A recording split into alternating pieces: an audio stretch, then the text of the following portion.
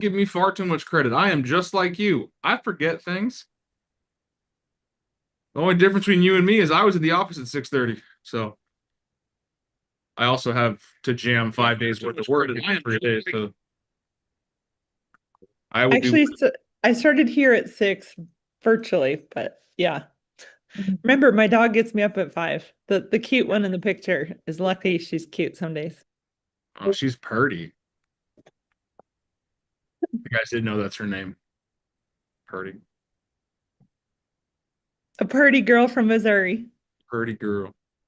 But any class, any training, any seminar, anything you do, is it going to stick 100%? No. But if you don't use it, if you don't revisit it, if you don't go back to it within 7 days, you tend to forget most of it. Where can you find information that we've gone over before? The tubes. Yeah, the YouTube channel, the Big Dan Caldwell YouTube channel. I put it on there for you guys. I put it on there to go back and revisit. We also talk about it here. We also have the group chat. You guys can share thoughts and ideas and ahas around. AHA is an acronym for Agents Helping Agent. It's also a aha. That's great information. So Monday we talked about the mindset and celestial brain on negotiations. Negotiations are at their core problem solving. We approach the problem, we take care of the problem, we solve the problem, the pay takes care of itself. Day 2, we talked about the preparation, didn't we? We talked about the questions you can ask, the sexy questions to get you more information, keeping that calm energy, going into it open-minded, asking questions, shutting up and listening. Because when you get prepared, you not get the key information that helps you make it a win-win decision. We exercise pain points, we exercise BATNAs. Because a better alternative to a negotiated agreement. Now today, we're going to learn how to present more effectively. Are we ready? Are you ready? Do it. At the table, we call that the dinner table, the kitchen table, the negotiating table. We've all heard the term, right? At the table. It's what I want you guys to think about is at a round table. Why is it a round table? So people are side by side. Yeah. Are you against anyone at a round table? No. No, that's why King Arthur made his knights sit at a round table. No one was above anyone else. No one was at the head of the table or the foot of the table, at the left or the right. No, they were round. It was all the same spot. You were all equal in the negotiation. So the important thing here is the same offer, the same negotiation, the same dollars and cents either wins or gets ignored on delivery alone. When prices stall, stop fighting over the price, right? Start trading somewhere else. We talked about this a little bit yesterday. Is all negotiations just dollars and cents? No, it's timeline, it's contingency, it's other things. I call those non-financial negotiations. Alternatives. Usually when people start negotiating, they start with dollars and cents. And then when they get to a dollar and cent period where they can no longer move, they jump into, is this deal going to work or not? A lot better. Whole lot better. No, yesterday I was horrible. Yeah, real horrible. I can tell Max is paying attention. It's in the office. I love it. I love it. Tell Chad to shut up. You're on a class. Tell Chad to tell me whatever he just said to my face.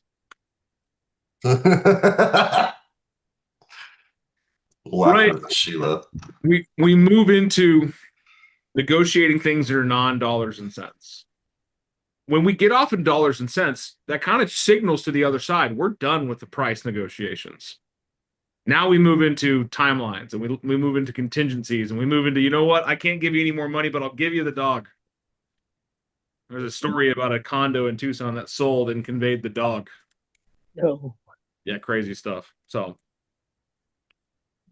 but it's all about how you deliver it. If your negotiation is confusing, ambiguous, is it going to be taken at full value? All right, let's take an audit of the class. if somebody is talking to you and they're using big, confusing words, do you find that disrespectful? Or they're trying to confuse you or just make themselves look better? Depends. I don't. Well, it's because you use those words, Eric. No, I just think some people just have a bigger mindset and that's normal to them and maybe not to me. But a lot of people are in the other cast. They all think that, you're trying to confuse me. You're trying to pull one over on me. You're trying to make me feel less than you so that I feel inferior and you're the authority by using your big, colorful words. Well, how do you get around that? You keep it clean. You deliver it in a way that people understand, and you deliver it with a because naked numbers invite rejection. Naked information, here's my price, and that's why. But when you anchor it with our offer is this because of this, this, and that. Are you not trying to get the other side on your team? 100%. If I come at you and say, Trey, I'm going to give you $500,000 for your $600,000 property, and that's it. I just put an email, find my offer, here you go, have a nice day. No response. Now Trey's got, F this guy, $100,000 off, no thanks, not even responding.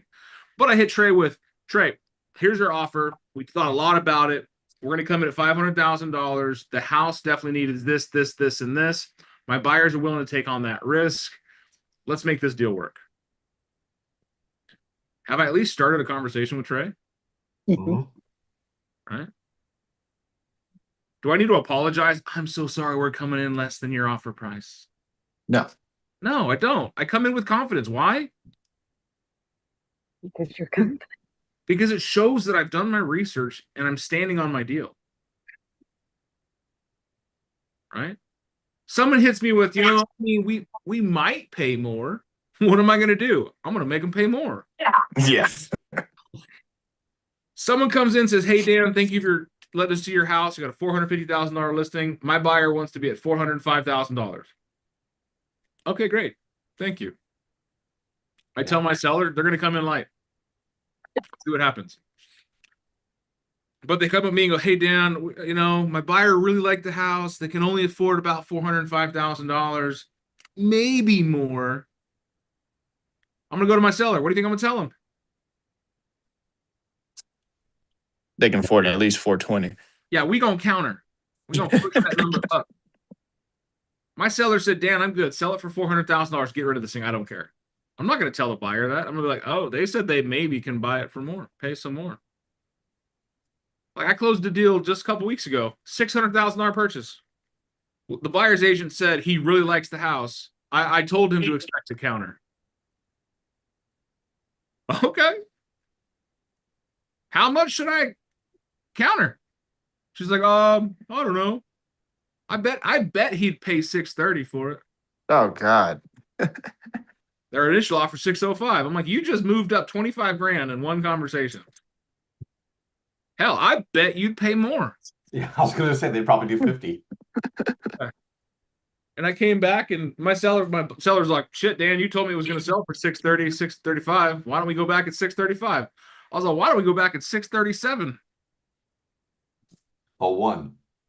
01, right? 99. Right. I did apologize. I didn't come back to the buyer side and say, oh, yeah, I'm so sorry the seller didn't accept your offer. No, I come back with my confidence. I come back with my counter. I'm standing on business with it. Here it is. If you come in with an offer that you think is a fantastic offer and you present it as a fantastic offer, the seller or the buyer side is probably going to see it's probably a little bit more fantastic of an offer. But if you come in and you're like, this thing is dog water, it's a weasel, we don't want nothing about it, and you're apologizing, I'm so sorry, I got to submit this, my buyer wanted to put this offer in, and I know that we're under market, and has anyone ever had a client do that? Or an agent do that? Like, I'm so sorry. You're instantly like, I don't want to work with you, dude. You have no spine. There's no confidence there. Clearly, your buyer doesn't want to do it, and you don't want to do it either, which means I know I can't get you on my side to fight for this deal. You're an order taker. You're just walking back and forth with the notepad. Will you take this number? No. Go back to the buyer. They won't. Will you take this number? No. Go back to the buyer. Guys, in the car business and in real estate, we called them order takers. We hated it. Quit taking orders. Go fight for your deal. We also had a term for people like that. We called them 7 days. What has 7 days, guys?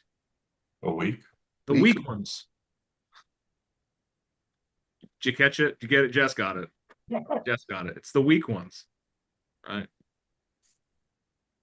And then when you're countering or putting an offer in, guys, silence is a powerful lift. Have you ever heard the term speak first and lose? Right? Yep. What does that mean? Whoever throws out the first number loses. Yeah. Right. When you're positioning against yourself, that kind of sucks, right? Let's say you're selling something on Craigslist or Facebook Marketplace. You got a, I don't know, a bicycle for $200. It's listed for $200.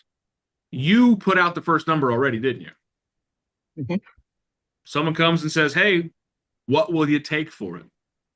What do most people on Marketplace do at that point? Drop the price. Yeah, they instantly give you a better price. They ask if it's available and then they ghost you. Well, once you're in conversation, not the 80% of people. Is this available? And then no response. Yes, it is. Would you like to see it today? Nothing. But they put it in there. Like the sellers put on a price, $200. They hit them up. Hey, is this available? What's the best you'll take? Instantly, right? Now the seller's given not only the first price, but the second price. There's been no counter. There's a term called selling against yourself. I don't want to sell against myself. I don't want to negotiate against myself. You tell me what you want to pay, and I'll counter it.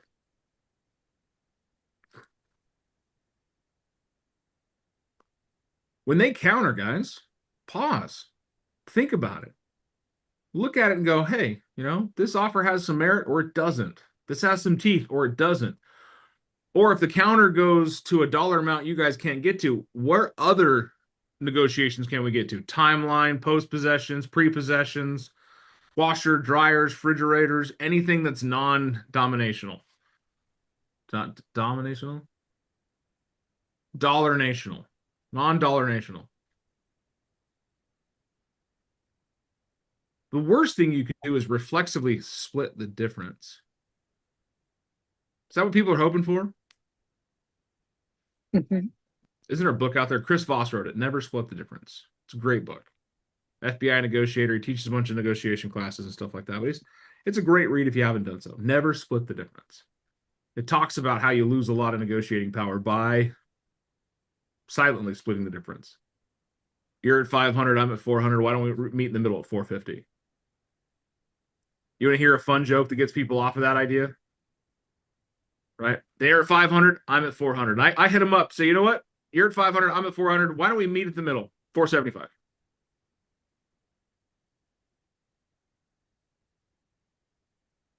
Does it have to be the middle? No, you just make people think it's the middle. You're at 400. I'm at 500. Let's meet in the middle at 475.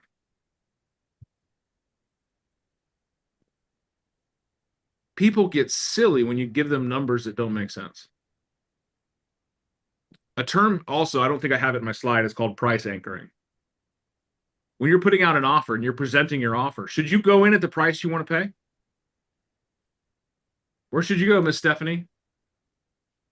Lower. Oh, I'm not Stephanie. So I want to go in lower, right? Why? You always can come up. Okay. You make them Alright, feel like they get a deal once they negotiate it up, but that's what you were willing to pay. That's where we're going up from there. Now, as a seller, do I want to start where I want to sell it? Go Most up. sellers want to start way higher and negotiate down. You can come down, but sometimes negotiation that way fails because marketing and price points. But when you're talking price anchoring, ask for more than you need.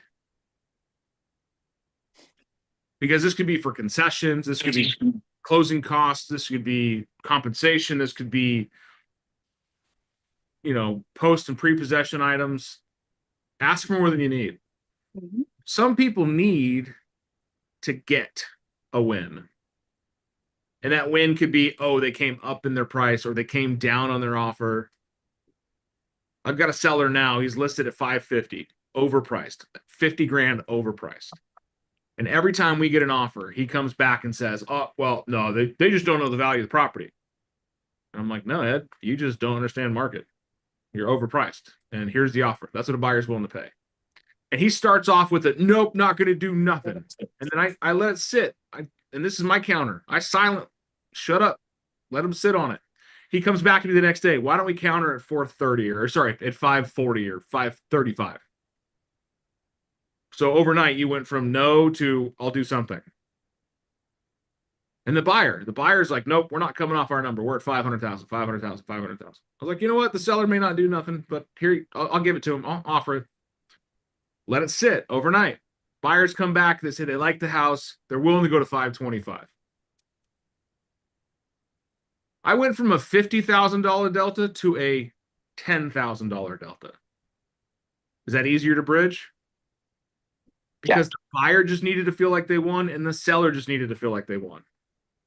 Because they both had their anchors. Now, had the buyer offered 525 to start with, what would the seller think that they would do? Go up to 550. Yeah, they think, oh yeah, they'll come up to 550. But they came in way lower than they would because what that does is it anchors the expectation for the seller that the buyer's willing to pay. And had the seller come down 20 grand right away, do the buyers think that there's more blood to be had? Yeah. So when you're talking price negotiations and anchoring and stuff like that, you want to start with small movements. Because when you go in with a super lowball price anchor, you do the because, right? Because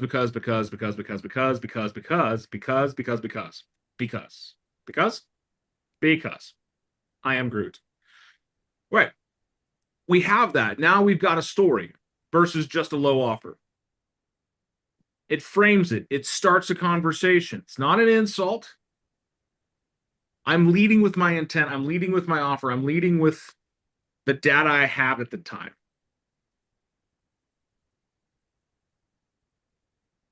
But I'm also hopefully subconsciously pulling the seller off of their perch. Right? Standing on his mountain, beating his chest. I have the best house in the neighborhood. I'm going to get $550,000. Okay. Seller comes back, says, nope, we're not taking that offer. Tell him to kick rocks. So I'll do that in the morning, Ed. I'm not doing it right now. I know that you will calm down and we will have a better conversation tomorrow. Then we get to the impasse, right? Buyers are up to 525. Sellers come down to 535. We have a $10,000 delta. It's going to cost the seller $4,000 to move all of his furniture. So I call the buyer's agent. Hey, are they open to any of the furniture? Actually, yes, they were hoping the seller would sell some of it. I said, how about this? You give us $540 cash. You can have everything in the house.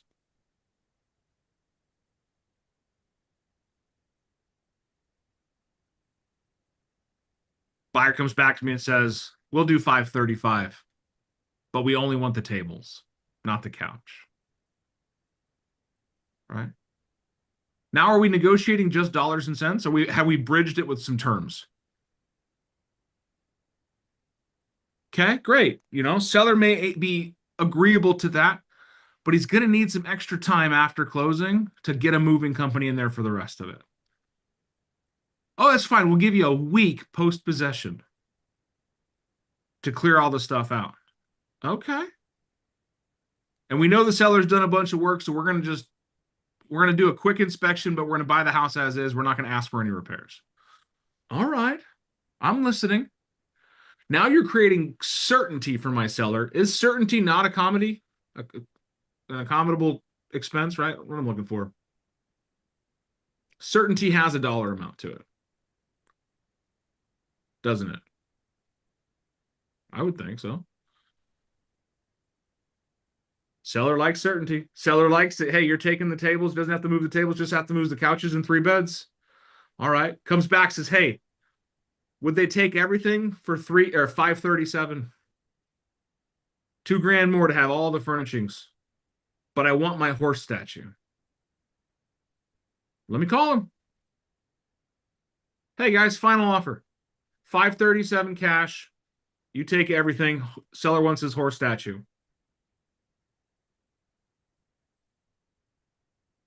We don't need the post possession.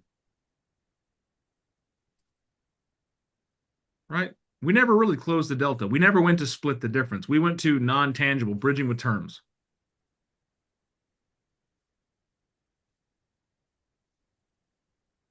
If the seller would stay rigid at 550 and never make that agreement happen, would the things ever change? Right? Are we going to have sellers that come back and say, absolutely not doing it? I know what I have. I know what it's worth. I'm not selling it for less. Or I know what I'm willing to pay for a house like this. I'm a buyer. I've got a cash deal. I'm not going to pay more than the house is worth. Walking away is your best leverage. This buyer said, you know what? We'll pass. Seller was furious because he was excited. We were going to sell it. We were all in. He had come off his number. I wasn't. I was excited because now the seller has shown me he's agreeable to a lower offer. He's willing to sell all the shit in the house, and he's told me what his major concerns are. Next buyer comes in. They offer us $535. They don't want any furniture. I told him, hey, I'll give you all the furniture. Pay us $540. Let's go. Except for the horse statue. That has to stay with me. Buyers are all, oh my God, really? Done deal. Closes in 9 days. The seller's power was saying no. The buyer's power was saying no. Buyer's agent called me a couple weeks after that deal went under contract and said, hey, is your seller still open to that deal we had? No. Oh, we'll pay more. I'm sure you will. Now I've got a backup offer on that house. Walkaway leverage is the best leverage. So kind of rambled a little bit on that one, but I talk about things. When you're presenting a low offer, my buyers love the home. Here's their comps behind it. Here's the issues. I want to open a conversation, not waste your time. How many of you are going to have buyers that want to put a low ball offer in? Every single one of you. And every single one of you are going to get mad and be like, it's such a low ball offer. No, it's not. It's their offer. Remember that. Who do you work for? Them. It's their offer. We got to talk to them about it. Mr. and Mrs. Buyer, if someone comes in and offers $10,000 more on this house and they take it, how are you going to feel? Right? Work that number backwards.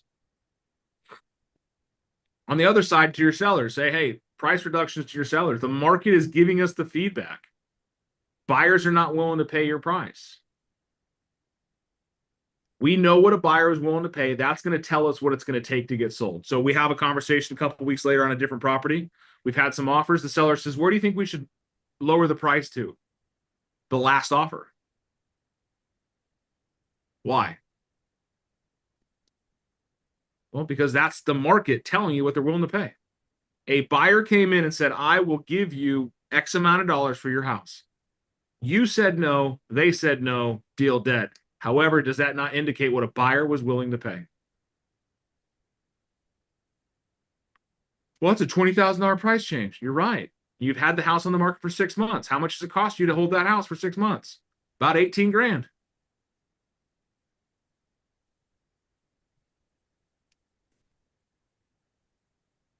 When you're presenting low offers, present it to the seller too. Hey, non-offense, they're not trying to piss you off. This is their offer. Here's the reasoning. I've even had sellers tell me, I don't want to know all that crap. Just give me the numbers. Are you working for them or are you working for me? All right, you'll see that. When you can't get past some of the dollars and cents, go for some trades. If I can give you this, I mean, you got that story, right? If I can get you the furniture plus all this, would you do 537? That's the trade. That's a trade-off. If I could give you the post-possession, would you pay X amount? If we could give you the 3% in seller credits, would you do X amount? If I could honor the 3% buyer broker compensation, would you do this and that and the other thing?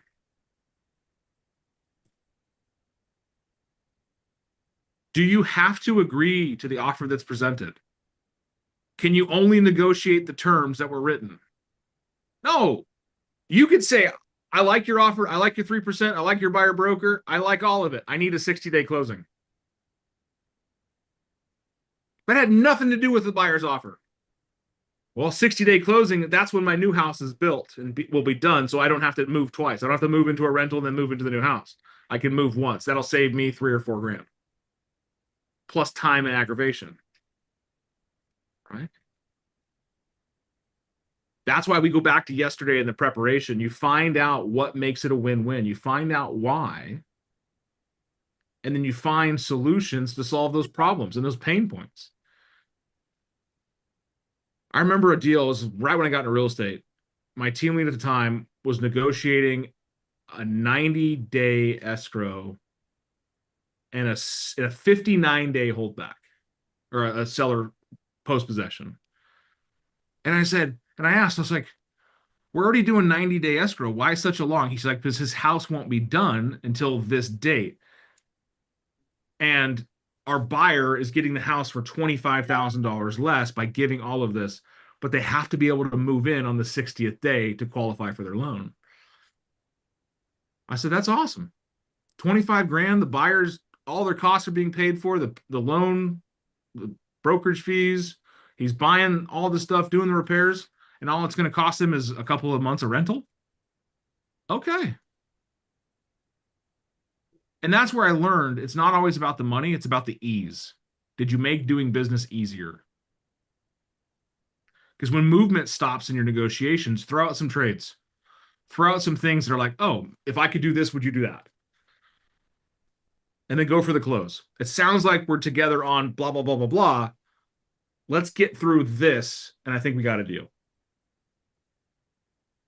When you're working through negotiations like that, take what you guys agree upon it, move it to the side. And then what are you negotiating? What's left? Did I lose you guys? We're 7 minutes long, but the only one that's engaging is Steph. Non-tangibles, all the other stuff you mentioned. Yeah. So when you're $10,000 apart, neither side will move on price. Move to non-dominational terms. Move to non-dollars and cents. Close dates, repairs, contingencies, leasebacks, you name it. If it's in the contract, can it be negotiated? Yep. Everything. Literally everything. Do you have to agree to an addendum? Nope. No. I have had deals that had 8 counters back and forth. 8. The first couple of counters were priced. The second couple of counters were repairs, contingencies, and leasebacks. And the last couple of counters were random shit. Seller will paint the outside of the house, right? We negotiated repairs before we were under contract because I was giving the seller certainty. And that was a commodity he was willing to pay for. So when you're presenting offers, do so calmly, kindly, remember your anchors, but don't get hung up on the details. Find ways around them. When you come to an agreement on things, put them aside and then negotiate the things that are left outstanding. Don't negotiate against yourself. And how do you do that? Don't put out the first number. Because maybe the seller's willing to come down, maybe the buyer's willing to come up. You don't know. A good negotiator doesn't put out the first number. And you can say that, hey, you know what? I know I'm a kind of a jerk and I don't want to put out the first number and negotiate against myself. Where do you want to be? How do you see this playing out for you? What does tomorrow look like for you? Right? Paint me the Birmingham. Show me what you're trying to accomplish, and I will show you how we get there. Now, what are the ways that you guys can present offers? In person, Bro, on the phone, via email. That's the level of impact they have. Presenting an offer in person, is it scary? For the other side also, right? People are naturally good-natured and they want to be nice. They don't want to be mean. So they're not going to tell you no to your face. Most people. There are some out there that get pleasure out of no. But on the phone, same thing. Pick up the damn phone and call and pre-negotiate things. Hey, Jimmy, this is Dan. We just saw your listing. Love it. Buyer's thinking about putting an offer in. Where does your seller need to be? Highest and best. Pre-is negotiation. All right, Jimmy, understand that you've been in the business a long time, so you've learned that that phrase is the only thing you can say. But if you were to give me a number that wasn't just highest and best, where do you want me to come in at? List price. Okay. Is list price going to get it done, Eric? Yeah. Okay. What else? You know, they're looking to relocate. They haven't fixed the house yet. We're going to be contingent on even getting the other house. So there's a few different variables we need to rent back as well. Yeah, so you've learned a whole bunch of stuff right then and there. You're pre-negotiating. You're finding out where their positions are. Hey, that works out for me because my buyers can't move right away. They got to finish out a lease on their apartment. I think we can make this work. So if we can line up a price that makes sense and a timeline that makes sense for your seller, I think you and I can do business together. Versus a text message, Eric sent you an offer, fuck off. I've had that, not the last part of it, but I've had the sent you an offer. I've also had the later on in the week, hey, Dan, we never heard back on that offer we sent you. What offer? Right. We sent you an offer on 123 Main Street on Saturday. Brother, it's Friday. Saturday's tomorrow. Oh, no, we sent it last week. Did you show it? Like, did you look at the house? Did you text me? Did you call me? Did you ask if I even got the offer? Did you have your lender follow up? Yeah, the worst negotiation you can do is non-delivered. Oh, man, we should have put an offer in. You're right, you should have. Oh, Aspen's not on the call this morning, but so here's I'll read an excerpt from yesterday.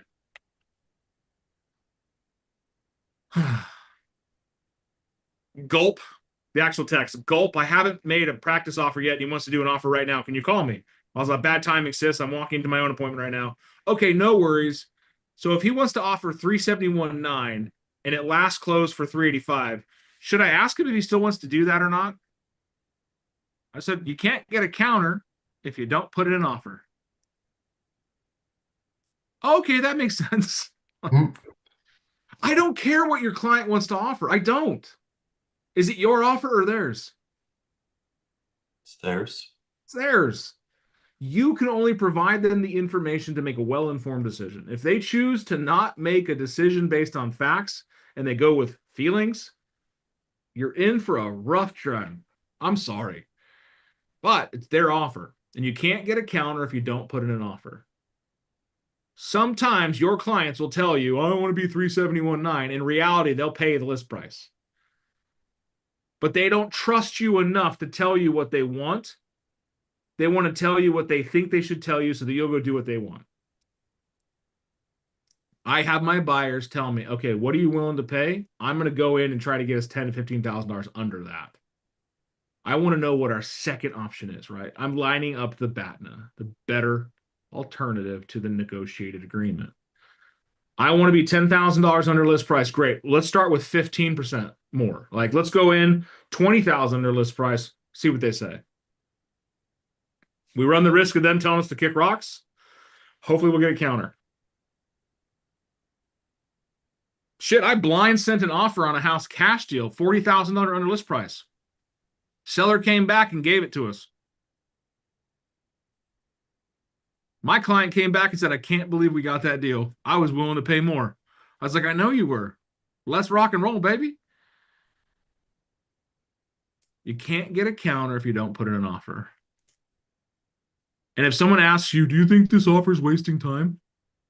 What's the answer? Yes, because you do. Have confidence. You wouldn't ask me that question if your offer was good. You already think your offer sucks because you asked me if it sucked.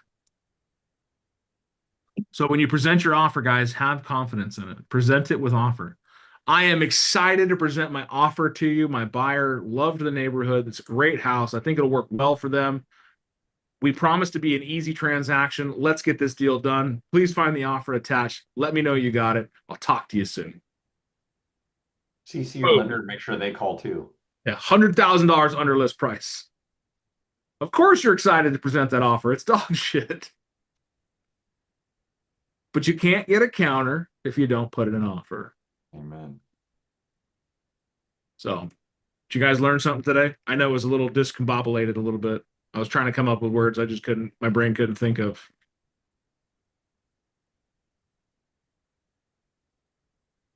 It was good. When you can't come to terms on dollars and cents, move off dollars and cents. Go to something else. Go to non-financial negotiations. That is where you start to create some really cool conversations. It's the others. It's the trades. Hey, if I give you this, can you do that? Not that everything needs to be give and take, like Annie said. Doesn't have to be give and take. It can be give, give, give. I'm going to give you the price you want. I'm going to give you the timeline you want. You're going to give me my concessions.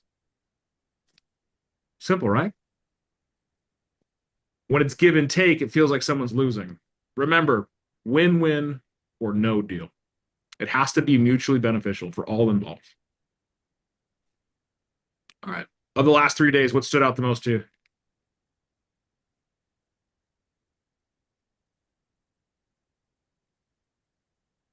Silence. Love it. I'd say this one. Love it. Just keep your mouth shut. Ask questions and shut up. Or don't ask questions at all. Just shut up. I like it. I liked your don't meet in the middle. Meeting in the middle is such a weak way of negotiating. I read a book. I forgot what book it was, but it was talking about moving the middle and, kind of getting to the price anchoring, start, if you're here, they're here, and this is the middle, make your middle over here. That's like I said, let's meet in the middle at 475, right? It's $25,000 in my favor, but that's me moving the middle. One of my favorite negotiations, I had a client that pre-negotiated the entire deal as soon as I submitted the offer. We were at 310. They came in at 300. The client's like, you know what? We're going to counter them at 308. They're going to want to do 305. I'm good at 305. Just counter back at 305. I'm all, okay. Because he did the mathing himself. I'm going to do this. They're going to do that. We're going to do this. They're going to do that. Let's just come back here. It's one of the things that you got to sit down with your clients and understand their position, what they want, and what the alternative is.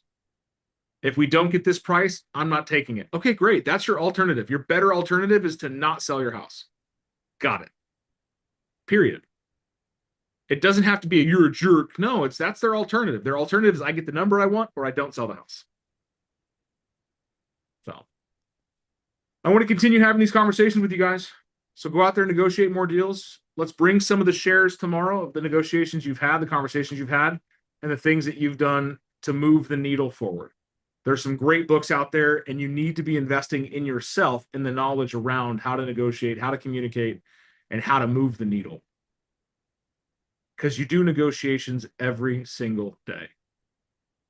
Most of the time it's with terrorists under the age of 13, but you are negotiating. Sound good? Here's a trade, right? I'll give you this bottle. Will you stop crying? Sometimes it's silent. Did you guys learn something? Thanks for hanging out with me longer today. Today went by fast. Good conversation. It's good to see you back, Jermaines. Go watch the YouTube for the last 2 days and get caught up, okay? Yeah, I'm trying to keep up. Easy peasy. All right, Marianne, I'll see you at 2 o'clock. The rest of yous, have a fantastic day.